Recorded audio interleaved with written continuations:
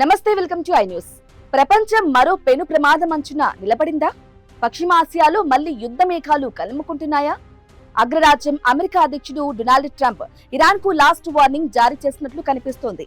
జెనీవాలో జరుగుతున్న అణు చర్చలు గనుక విఫలమైతే ట్రంప్ ఎప్పుడైనా దాడికి ఆదేశాలు ఇచ్చే అవకాశం ఉందని ఇంటర్నేషనల్ మీడియా కోడైకొస్తుంది.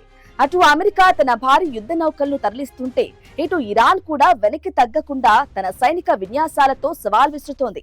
అసలు ట్రంప్ వ్యూహం ఏంటి? ఈ యుద్ధం వస్తే ప్రపంచంపై ఎలాంటి ప్రభావం ఉంటుంది? ఇప్పుడు స్పెషల్ స్టోరీలో చూద్దాం. పశ్చిమ ఆసియాలో యుద్ధ జ్వాలలు ఎగిసిపడే సమయం ఆసనమైందా? అగ్రరాజ్యం అమెరికా తన అమ్ముల పొదిలోని అస్త్రాలన్నింటినీ ఇరాన్ వైపు గురిపెడుతోంది. జెనీవాలో జరగబోయే కీలకమైన అణు చర్చలు గనుక ఆశించిన ఫలితాన్ని ఇవ్వకపోతే ట్రంప్ ఏ క్షణమైనా దాడికి గ్రీన్ సిగ్నల్ ఇచ్చే ఛాన్స్ ఉంది. ఇప్పటికే ఇరాన్ వద్ద 60% స్వచ్ఛత కలిగిన భారీ యురేనియం నిల్వలు ఉన్నట్లు సమాచారం.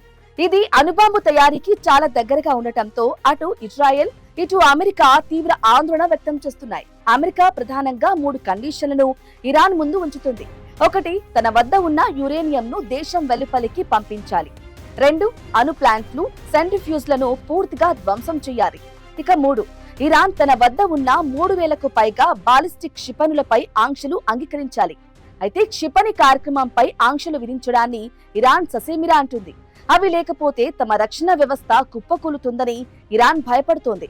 ఒకవేళ చర్చలు గనక ఫలించకపోతే ట్రంప్ ఈసారి కేవలం అణు ప్లాంట్లపైనే కాకుండా ఇరాన్ ప్రభుత్వ భవనాలు, కీలక భద్రతా సంస్థలను లక్ష్యంగా చేసుకుని సుదీర్ఘ దాడి చేసే అవకాశం ఉంది. ఇందుకోసమే ప్రపంచంలోనే అతిపెద్ద, అత్యంత శక్తివంతమైన యుద్ధ నౌక యుఎస్ఎస్ గెరాల్డ్ ఫోర్డ్ ఇప్పటికే ఇరాన్ వైపు దూసుకుపోతుంది.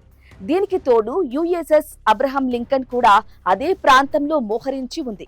ఇటు ఇరాన్ కూడా వెనక్కి తగ్గటం లేదు. ప్రపంచ చమురు వాణిజ్యానికి అత్యంత కీలకమైన స్ట్రైక్ ఆఫ్ హెర్మోజ్ జలసంధిలో ఇరాన్ సైన్యం భారీ యుద్ధ విన్యాసాలను ప్రారంభించింది.